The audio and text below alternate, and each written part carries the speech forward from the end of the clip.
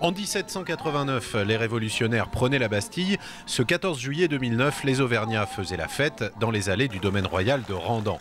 20 000 personnes pour répondre à l'invitation du Conseil régional d'Auvergne. Ce domaine royal, nous avons souhaité que les Auvergnates et les Auvergnats se l'approprient.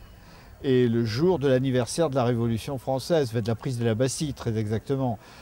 Comme ça, nous avons un domaine régional qui est devenu véritablement un lieu d'épanouissement pour les Auvergnates et les Auvergnats. Nous ne voulions pas que ça reste un lieu fermé. 250 artistes des 4 départements pour une quarantaine de spectacles gratuits.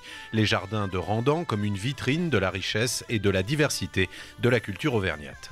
Du théâtre, de la musique, de l'art lyrique, des arts plastiques, du cirque, des marionnettes. Il y a le Centre national du costume de scène qui fait aussi un travail avec le tissu.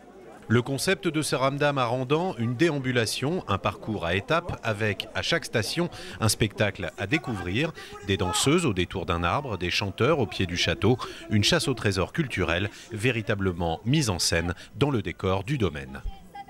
Je me suis mis à la place de n'importe quel visiteur et j'ai cherché des coins dans les paysages pour pouvoir trouver l'emplacement pour chaque équipe artistique. Et au bout du compte, beaucoup de monde sur les 40 hectares du jardin à l'anglaise de Randan, un succès populaire dans le décor très 19e de l'ancienne propriété des Orléans. Déjà, je trouve que c'est une bonne initiative d'inviter beaucoup de groupes de la région. T'as bien aimé les spectacles? Oui, ça t'a plu? Le premier spectacle. C'était Une musette. Ah, c'était Louis-Philippe avec Adélaïde et puis... celui qui s'était cassé la jambe.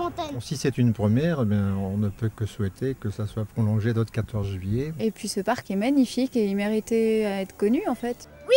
Du côté des artistes, le plaisir de la rencontre était tout aussi évident. Des comédiens, des danseurs, des plasticiens, loin des scènes classiques.